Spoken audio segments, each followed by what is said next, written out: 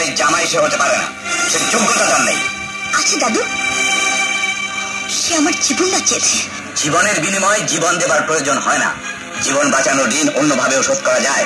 একটা পুরস্কার দিয়ে বিদায় করা যায়, চাকরি দিয়ে উপকার করা যায়, টাকা দিয়ে সাহায্য করা যায়। বলো কি চাই তোমার? আপনার টাকা নয়, চাকরি নয়, পুরস্কার নয়, আপনি শুধু আমার ভালোবাসার জুইকে দিয়ে দিন, আমি আর কিছুই চাই না। আমার নাতনি কোনো ভিক্ষা সামগ্রী নয় যে তাকে একটা ভিখারির ঝুলিতে তুলে দিলাম। দাদু, রানাকে তুমি অপমান করছো। বংশ পরিচয়হীন, অল্প শিক্ষিত, তুচ্ছ একটা ট্যাক্সি ড্রাইভারের এমন কি সম্মান আছে যে আমি তাকে অপমান করব?